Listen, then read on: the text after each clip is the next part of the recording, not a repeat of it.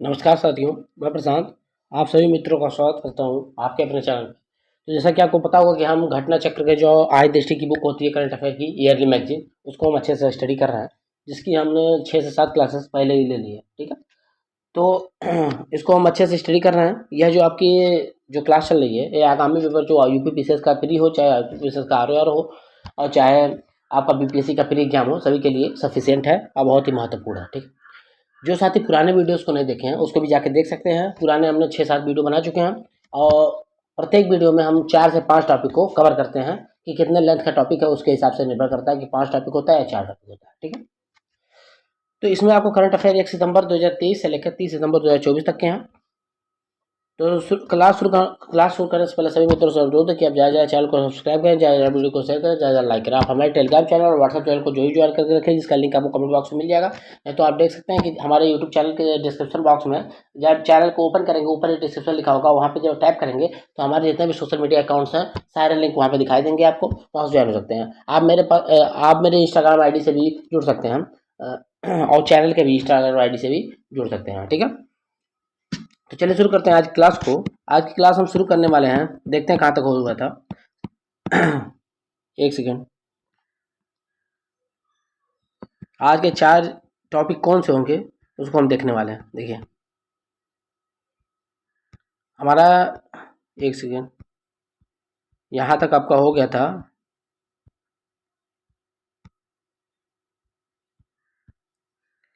हाँ, यहाँ तक आपका होगा कि दिबांग बहुउद्देशीय विद्युत परियोजना तक हो गया था। ठीक है, अब सेला सुरंग राष्ट्र को समर्पित, ये हम अब 4 टॉपिक आपके जो होंगे वो कौन कौन से होंगे। सेला सुरंग के बारे में पढ़ेंगे, जिसको राष्ट्र को समर्पित किया गया।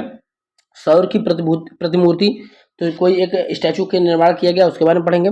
संसदीय विशेषाधिकार पर ऐतिहासिक निर्णय, नोट फॉर वोट मामले में कुछ है, सीता सोरेन का मामला जो है नोट फॉर वोट का, उसको हम पढ़ेंगे। ठीक है, उसके बाद पीएम सूर्य घर मुफ्त बिजली योजना, उसको पढ़ेंगे अच्छे से। और 4 टॉपिक को अच्छे से करेंगे। और अगर टाइम रहा, अगर ज़्यादा बड़ा वीडियो नहीं हुआ तो हम देख लेंगे बोइंग सुकन्या कार्यक्रम, लेकिन हम ज़्यादातर देखेंगे पीएम सूर्य घर योजना, मुफ्त बिजली योजना तक ही देखेंगे। ठीक है, तो 4 पॉइंट को हम अच्छे से कवर करने जा रहे हैं। ठीक है, चलिए शुरू कर देते हैं आज क्लास को। पहला पॉइंट हम पढ़ते हैं अच्छे से, और आप इसमें जो भी आपका अंडरलाइन पॉइंट है उसको जैसे बाद में जब रिवीजन करिएगा तो आप अंडरलाइन पॉइंट को ही पढ़ लेंगे और उसका नोट्स बना लेंगे, तो ये आपके लिए सफिशियंट होगा। उसे मैं पढ़ाता हूँ तो पूरा पढ़ा देता हूँ, लेकिन आपको जो अंडरलाइन पॉइंट दिए गए हैं वो बाद में रिवीजन करने के लिए आपको सफिशियंट होगा, उसको ही आप रिवीजन कर देंगे। ठीक है, तो सेला सुरंग राष्ट्र को समर्पित 9 फरवरी 2019 को प्रधानमंत्री नरेंद्र मोदी ने सेला सुरंग की आधारशिला रखी है। इस सुरंग का निर्माण 1 अप्रैल 2019 को प्रारंभ हुआ था। दुर्गम क्षेत्र और प्रतिकूल मौसम परिस्थिति की चुनौती को पार करते हुए यह सुरंग मात्र 5 वर्षों की अवधि में तैयार किया गया है। ठीक है, 5 वर्षों की अवधि में तैयार किया गया है।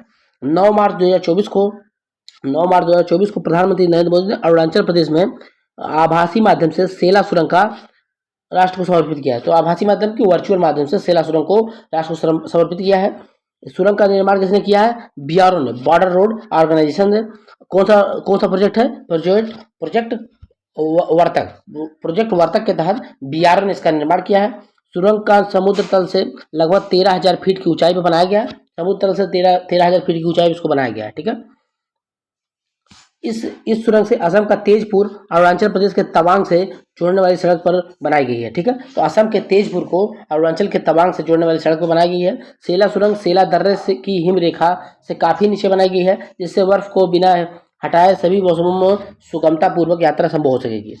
असम को अरुणाचल प्रदेश से जोड़ने वाली बालीपारा 4 द्वार तवांग सड़क पर समुद्र तल से 13,700 फीट ऊंचाई पर सेला दर्रा भी स्थित है। ठीक है, तो असम अरुणाचल को जोड़ने वाले बालीपारा 4 द्वार तवांग सड़क पर समुद्र तल से 13,700 फीट की ऊंचाई पर सेला दर्रा भी स्थित है।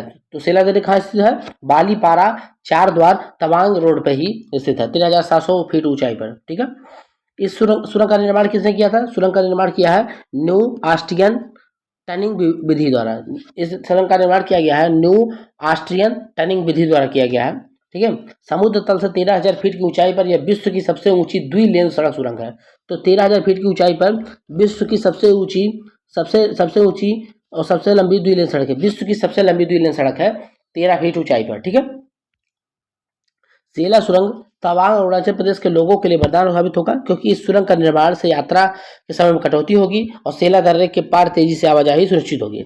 उल्लेखनीय है कि इस सुरंग के निर्माण के बाद तेजपुर से तवांग तक की यात्रा लगने वाले समय में लगभग 1 घंटा से अधिक की कमी आएगी। साथ ही तवांग और उसके आगे के क्षेत्रों के लिए हर मौसम में कनेक्टिविटी सुनिश्चित रहेगी। ठीक है, आगे बढ़ते हैं। अब सेला सुरंग के बारे में कुछ और इम्पोर्टेंट फैक्ट्स हैं। भारत की सबसे ऊंची सुरंग 7 मई 2024 को इंटरनेशनल बुक ऑफ इंग्लैंड द्वारा 13,000 फीट की ऊंचाई पर स्थित सेला सुरंग को भारत का सबसे ऊंची सुरंग के रूप में मानता गया है। किसके द्वारा? International Book of Honour England द्वारा 13,000 फीट की ऊंचाई पर सबसे ऊंची सुरंग के रूप में इसको मान्यता दी गई। इंटरनेशनल बुक ऑफ ऑनर के अनुसार यह सुरंग भारत में इंजीनियरिंग का चमत्कार है। यह सुरमय नगर तवांग के लिए कनेक्टिविटी भी परिवर्तन लाएगी। ठीक है, आगे बढ़ते हैं। ब्रांसा पुल को मान्यता, ये क्या है? 8 मई 2024 को वर्ल्ड बुक ऑफ रिकॉर्ड्स ने लंदन द्वारा लद्दाख में स्थित ब्रांसा पुल को विश्व के सबसे ऊंचे मल्टी स्पैन पुल के रूप में मान्यता दिया है। विश्व के सबसे ऊंचे मल्टी स्पैन पुल के रूप में मान्यता किसको दिया गया है? ब्रांसा पुल कहाँ पे है? आपके लद्दाख में स्थित है। यह पुल श्योक नदी पे बना हुआ सीमा सड़क संगठन द्वारा 14,900 फीट की ऊंचाई पर इस पुल का निर्माण किया गया। 14,900 फीट की ऊंचाई पर इस पुल का निर्माण किया गया। 174 दिन में इसको निर्मित किया गया है लद्दाख में। ठीक है, पुल भारतीय सेना परिचालन और लॉजिस्टिक कनेक्टिविटी प्रदान करने के लिए। ठीक है, तो पूछ सकता है ब्रांसा पुल कहाँ पे है? तो लद्दाख में है। इसको क्या प्रदान किया गया? सबसे ऊंचे मल्टी स्पैन पुल का दिया गया है। ठीक है, तो सबसे ऊंचा मल्टी स्पैन पुल विश्व का कौन है? ब्रांसा पुल, जो कि आपके लद्दाख में स्थित है। ठीक है, आगे बढ़ते हैं। दूसरा देखते हैं। दूसरा पॉइंट आपका है सौर की प्रतिमूर्ति। ये क्या है? लचित बरफुकन। देखिए, लचित बरफुकन की एक स्टैचू बनाई गई है जिसे सौर की प्रतिमूर्ति कहा जाता है। तो कौन है लचित बरफुकन? लचित बरफुकन जन्म 24 नवंबर 1922 को और मृत्यु 25 अप्रैल 1972 को असम के अहोम साम्राज्य की शाही सेना के जनरल थे। कौन थे? तो अहोम साम्राज्य जो था उसके जनरल थे लचित बरफुकन। उनकी सेना ने मुगलों को पराजित किया था। तो इन्होंने किसको पराजित किया था? मुगलों को। औरंगजेब के नेतृत्व वाले मुगलों को लगातार बढ़ती महत्वाकांक्षा को रोक लगाने में सफलता प्राप्त की थी। लचित बरफुकन ने 1671 में लड़े गए सराय घाट के युद्ध में असमिया सैनिकों को प्रेरित किया, जिसके फलस्वरूप इस युद्ध में मुगलों को करारी हार का सामना करना पड़ा। ठीक है, तो किस युद्ध में? लचित बरफुकन ने 1671 में सराय घाट के युद्ध में मुगलों असमिया सैनिकों द्वारा मुगलों को करारी हार का सामना करना पड़ा। देश में 2022 में लचित बरफुकन की 400वीं जयंती वर्ष मनाया गया। तो देश में 2022 में लचित बरफुकन की 400वीं जयंती को मनाया गया। ठीक है, सराय घाट का युद्ध में लचित बरफुकन की वीरता और असमिया सेना की विजय के स्मरण में असम राज्य सरकार ने प्रतिवर्ष 24 नवंबर को लचित दिवस मनाने के लिए रूप में मनाया है। ठीक है, तो असम सरकार 24 नवंबर को हर साल लचित दिवस के रूप में मनाएगा। किस लिए मनाएगा? क्योंकि जो सराय घाट का युद्ध हुआ था उसमें लचित बरफुकन ने जीत हासिल की थी। किसके खिलाफ? मुगलों के खिलाफ। ठीक है, तो मुगलों को हराया था असमिया सेना ने। ठीक है, आगे बढ़ते हैं। स्मरणीय तथ्य 9 मार्च 2024 को प्रधानमंत्री नरेंद्र मोदी ने जोरहाट असम में लचित बरफुकन की कांस्य प्रतिमा का अनावरण किया। ठीक है, ये बहुत इंपॉर्टेंट है। 9 मार्च को लचित बरफुकन की कांस्य प्रतिमा का अनावरण जोरहाट के असम में किसने किया है? प्रधानमंत्री नरेंद्र मोदी ने। प्रतिमा की ऊंचाई 84 फीट की है। 41 फीट ऊंचे मंच आसन पर, मतलब कि आसन पे 41 फीट ऊंचे आसन पर लगाया गया है। 84 फीट की मूर्ति है आपकी। ठीक है, इस मंच सहित इस प्रतिमा की कुल ऊंचाई कितनी है? 125 फीट की टोटल प्रतिमा है। यह विश्व में लचित बरफुकन की सबसे ऊंची प्रतिमा है। उल्लेखनीय है कि लचित बरफुकन की प्रतिमा को सौर्य की प्रतिमा या स्टैचू ऑफ वालोर कहा जाता है। वेलोर, स्टैचू ऑफ वेलोर या सौर की प्रतिमूर्ति कहा जाता है। सौर की प्रतिमूर्ति या स्टैचू ऑफ वेलोर कहा जाता है। ठीक है, तो स्टैचू ऑफ वेलोर का है या सौर की प्रतिमूर्ति का है, दोनों क्वेश्चन पूछ सकता है कि पूछ सकता है सौर की प्रतिमूर्ति या स्टैचू ऑफ वेलोर किसकी प्रतिमा है? तो लचित बरफुकन की है, जो कि असमिया सेना के जनरल थे अहोम साम्राज्य में। ठीक है, निर्माण प्रख्यात किसने बनाया है? तो राम बी सुतार ने इसका निर्माण किया। राम बी सुतार ने, प्रख्यात शिल्पकार राम बी सुतार ने इसका निर्माण किया है। ठीक है, एकात्मकता की मूर्ति, ये क्या है? 21 सितंबर 2023 को मध्य प्रदेश में तत्कालीन मुख्यमंत्री शिवराज सिंह चौहान ने एकात्मकता की मूर्ति का अनावरण किया। ये कौन है? एकात्मकता की मूर्ति आदि गुरु शंकराचार्य की विशाल प्रतिमा है। एकात्मकता की मूर्ति मतलब स्टैचू ऑफ ओननेस, उस स्टैचू ऑफ वननेस किसकी मूर्ति है? तो वेलनोर स्टैचू ऑफ वेलनोर किसकी मूर्ति थी? लचित बरफुकन की। लेकिन स्टैचू ऑफ वननेस किसकी है?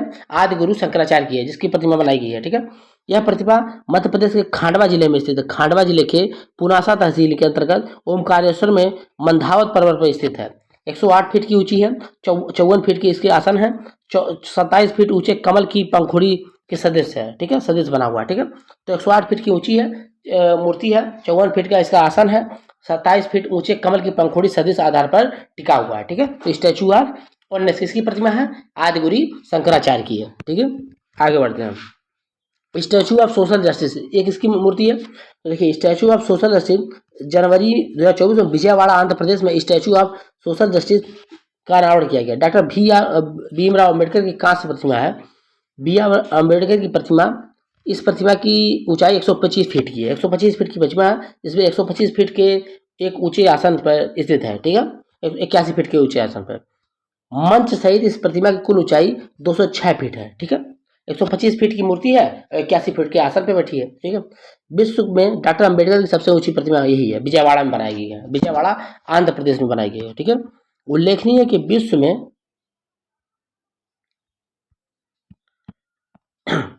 उल्लेखनीय है कि विश्व में डॉक्टर बी आर अम्बेडकर की दूसरी सबसे ऊंची प्रतिमा हैदराबाद में स्थित है। इस प्रतिमा की ऊंचाई 175 फीट है, 125 फीट मूर्ति है, आधार इस पर 50 है। ठीक है, तो 175 फीट की दूसरी प्रतिमा है और इसमें 200 कुछ फीट की आपकी बी आर अम्बेडकर की 206 फीट की हो जाएगी। जो सबसे ऊंची प्रतिमा स्टैचू ऑफ सोशल जस्टिस हो जाएगी किसकी? बी आर अम्बेडकर की, विजयवाड़ा आंध्र प्रदेश में। ठीक है, तो स्टैचू ऑफ वनर लचित बरफुकन की, स्टैचू ऑफ वननेस किसकी? आदि गुरु शंकराचार्य की, और स्टैचू ऑफ सोशल जस्टिस किसकी? बी आर अम्बेडकर की प्रतिमा है। ठीक है, संसदीय विशेषाधिकार पर ऐतिहासिक निर्णय, नोट फॉरवर्ड मामला।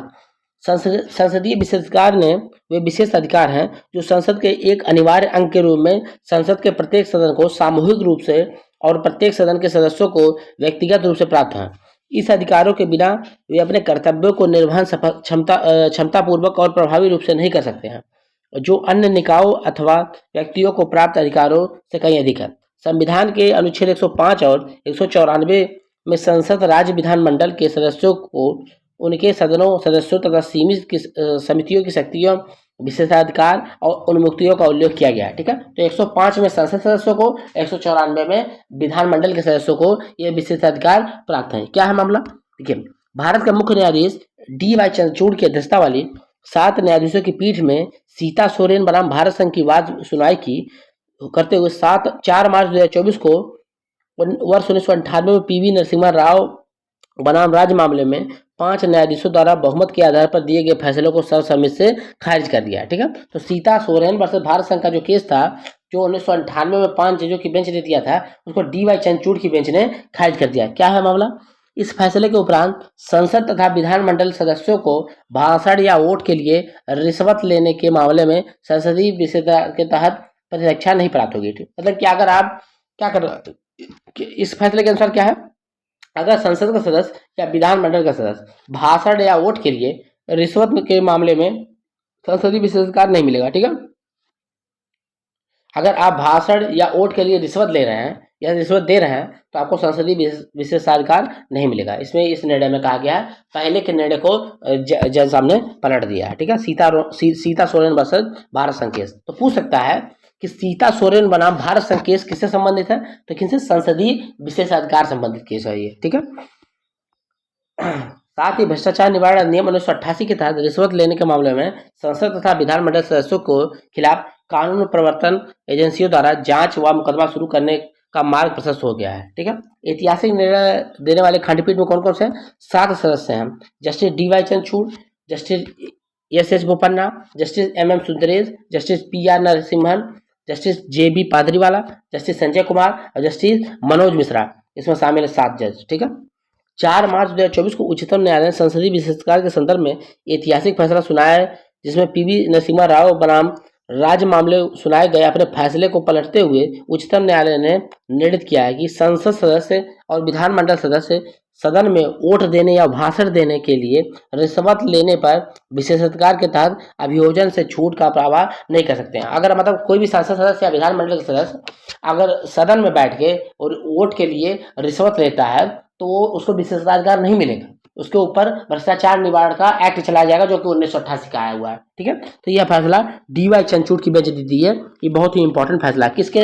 किस केस में? सीता सोरेन वर्सेस भारत संघ केस में। सीता सोरेन वर्सेस भारत संघ केस में इस निर्णय आया है। ठीक है, ज्ञातव्य है कि भारत के सर्वोच्च न्यायालय ने 1998 में 5 न्यायाधीशों ने संविधान पीठ ने PV नरसिम्हा राव बनाम भारत राज्य की आदि के मामले में पुनर्विचार के लिए सितंबर 2023 में 7 न्यायाधीशों की पीठ को सौंपा था। यह मामला संविधान के अनुच्छेद 105(2), 194(2) की व्याख्या करता है। ठीक है, तो 105(2), 194(2) की व्याख्या करता है जो सदन में किसी भी भाषण या वोट के लिए रिश्वत लेने के आरोप को आपराधिक मुकदमा चलाने के खिलाफ संसद तथा राज्य विधानमंडल के सदस्यों को संसदीय विशेषाधिकार एवं प्रतिनिधित्व प्रदान करता है। ठीक है, तो मतलब आप अगर आप सदन में बैठ के वोट के लिए रिश्वत लेते हैं तो अब आपको विशेषाधिकार नहीं मिलेगा, पहले मिल जाता था। ठीक है, आगे बढ़ते हैं। नेक्स्ट टॉपिक आपका है कि PM सूर्य घर मुफ्त बिजली योजना। ये क्या है? ग्लासगो यूके में आयोजित संयुक्त राष्ट्र जलवायु परिवर्तन सम्मेलन 2021 COP26 में प्रधानमंत्री नरेंद्र मोदी द्वारा की गई घोषणा के अनुरूप नवीन एवं नवीकरणीय ऊर्जा मंत्रालय ने वर्ष 2023 तक 500 गीगावाट जैव गैर जीवाश्म आधारित विद्युत उत्पादन क्षमता प्राप्त करने की दिशा में कार्यरत है।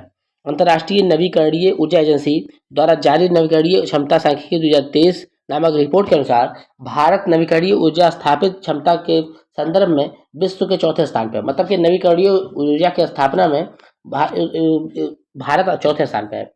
पवन ऊर्जा क्षमता में भारत चौथे स्थान पर है। सौर ऊर्जा क्षमता में भारत का 5वां स्थान है। मतलब ओवरऑल नवीकरणीय में चौथे नंबर पे, पवन ऊर्जा क्षमता में चौथे नंबर पे और सौर ऊर्जा क्षमता में भारत 5वें स्थान पे है। तो बहुत इंपॉर्टेंट है ये।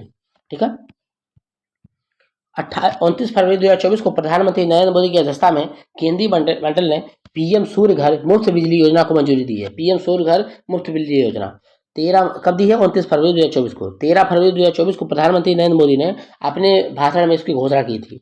यह केंद्रीय क्षेत्र की योजना है। योजना के तहत 1 करोड़ घरों की छत पर सौर ऊर्जा प्रणाली स्थापित की जाएगी। ठीक है, तो 1 करोड़ घरों की छत पर सौर ऊर्जा प्रणाली को स्थापित किया जाएगा। ठीक है,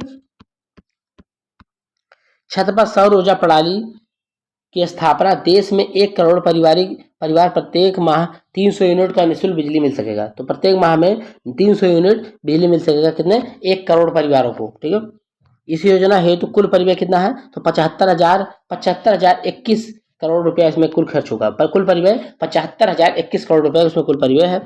इस योजना के तहत 2 किलोवाट क्षमता तक की सौर ऊर्जा प्रणालियों के लिए उस प्रणाली की लागत की 60% राशि केंद्रीय वित्तीय सहायता के माध्यम से प्रदान की जाएगी। अगर 2 किलोवाट की क्षमता तक आप सौर ऊर्जा प्रणाली लगवा रहे हैं तो 60% राशि कौन देगी? केंद्र सरकार देगी। ठीक है, 2 किलोवाट से 3 किलोवाट की क्षमता में अगर 2 किलोवाट से 3 वाट की क्षमता लगा रहे हैं तो उसमें कितनी सब्सिडी मिलेगी? 40% सब्सिडी मिलेगी। अगर केंद्रीय वित्तीय सहायता 3 किलोवाट क्षमता तक ही सौर ऊर्जा प्रणालियों की स्थापना के लिए प्रदान की जाएगी। अगर 3 किलोवाट तक की क्षमता पर केंद्रीय वित्तीय सहायता प्रदान की जाएगी। अब 3 किलोवाट से ज़्यादा लगवाते हैं तो उसमें सहायता प्रदान नहीं होगी। ठीक है, देश के प्रत्येक जिले में एक आदर्श सौर गांव विकसित किया जाएगा। ठीक है, तो प्रत्येक जिले में एक आदर्श सौर गांव भी विकसित किया जाएगा। छत पर सौर ऊर्जा प्रणाली की स्थापना हेतु अनुकरणीय उदाहरण रूप में कार्य करेगा। ठीक है, तो जो ये आदर्श गांव विकसित होगा ये एक उदाहरण के तौर पे होगा अन्य गांव के लिए कि देखिए ये सौर ऊर्जा प्रणाली से आच्छादित है, तो ऐसे ऐसे आप भी अपने यहाँ बढ़ावा दीजिए। ठीक है, अपने क्षेत्रों में रूफटॉप सौर प्रणालियों की स्थापना को प्रोत्साहित करने के लिए स्थानीय शहरी निकायों एवं पंचायती राज संस्थानों में विभिन्न प्रोत्साहन के माध्यम से लाभान्वित किया जाएगा। यह योजना नवीकरणीय ऊर्जा सेवा कंपनी आधारित मॉडलों के लिए भुगतान संबंधी सुरक्षा हेतु एक घटक प्रदान करेगी। रूफटॉप सौर प्रणाली से प्राप्त निःशुल्क बिजली और अधिशेष बिजली वितरण कंपनियों को बेचने से परिवार को प्रतिवर्ष 15,000 से 18,000 रुपये का बचत होगी। मतलब 15,000 से 18,000 रुपये का जो अधिशेष बिजली है उसको आप बेच कर पैसा भी कमा सकते हैं। ठीक है, इस योजना के परिणाम स्वरूप आवासीय क्षेत्र में छत पर सौर ऊर्जा प्रणाली की स्थापना से 30 गीगावाट सौर क्षमता की वृद्धि होगी। ठीक है, तो ये जो रूफ टॉप जो लगेगा सौर बिजली, इससे 30 गीगावाट सौर ऊर्जा में वृद्धि होगी। ठीक है, 30 गीगावाट तक सौर ऊर्जा में वृद्धि हो जाएगी आवासीय क्षेत्र के छत पर सौर ऊर्जा लगाने से। ठीक है, रूफ टॉप और प्रणालियों में 25 वर्षीय जीवन काल के दौरान 720 मिलियन टन सीओटी के उत्सर्जन में कटौती आएगी। 720 मिलियन टन सीओटी के उत्सर्जन में कटौती आएगी। ठीक है, तो बस आपको इतना याद रखना है कि अगर दो गीगावाट का, देखिए पूरा उत्पादन कितना होगा, इससे 30 गीगावाट का पूरा उत्पादन होगा। ठीक है, अब देखिए 2 किलोवाट का लगाते हैं, आप 2 किलोवाट का लगाते हैं तो आपको 60% सब्सिडी मिलेगी। अगर 2 किलोवाट से लेकर 3 किलोवाट के बीच में लगाते हैं तो 40% सब्सिडी मिलेगा। अगर 3 किलोवाट से ज़्यादा का आप सौर पैनल लगवाते हैं अपने छत पे तो उसमें केंद्र सरकार कोई भी सब्सिडी नहीं देगी इस योजना के तहत, पीएम सूर्य घर योजना, मुफ्त बिजली योजना के तहत। ठीक है, तो 1 करोड़ छत पे यह लगाया जाएगा। ठीक है, तो ये रहा आपका पीएम सूर्य घर मुफ्त बिजली योजना। ठीक है, जिसको शुरू किया गया है 29 फरवरी 2024 को प्रधानमंत्री नरेंद्र मोदी द्वारा। ठीक है, तो ये रहा आपका 4 पॉइंट जो आपके इस क्लास में डिस्कस किया गया है। आपको क्लास कैसी लगी आप ज़्यादा कमेंट करके कमेंट बॉक्स में बताएंगे। आप अपने सुझाव भी कमेंट बॉक्स में दे सकते हैं। अगर आप कुछ पूछना चाहें तो भी बता सकते हैं कमेंट बॉक्स के अंदर। ठीक है, आप कुछ और सुझाव देना चाहें कि और कुछ करना अच्छा करने के लिए तो आप उसको कमेंट बॉक्स में बताइए। ज़्यादा ज़्यादा वीडियो को शेयर कीजिए, ज़्यादा लाइक कीजिए, हमारे चैनल को ज़्यादा सब्सक्राइब कीजिए। अब हमारे टेलीग्राम चैनल और व्हाट्सएप चैनल को जरूर ज्वाइन करके रखें, क्योंकि कोई भी इंपॉर्टेंट नोटिफिकेशन आता है या इंपॉर्टेंट मैसेज आता है तो सर्वप्रथम आपको इंस्टाग्राम और व्हाट्सएप के माध्यम से ही, इंस्टाग्राम व्हाट्सएप या टेलीग्राम के माध्यम से ही सूचित किया जाता है। ठीक है, तो आप उसको ज्वाइन करके रखेंगे, जिसका लिंक आपको मिल जाएगा हमारे डिस्क्रिप्शन बॉक्स में। आप जाएंगे देखेंगे वहाँ पर जो हमारे यूट्यूब का डिस्क्रिप्शन है उसमें जाकर देखेंगे सारे सोशल मीडिया अकाउंट्स के आपको लिंक मिल जाएगा, तो वहाँ से आप जाके ज्वाइन हो सकते हैं। ठीक है, मिलते हैं नेक्स्ट क्लास में नेक्स्ट टॉपिक के साथ। धन्यवाद।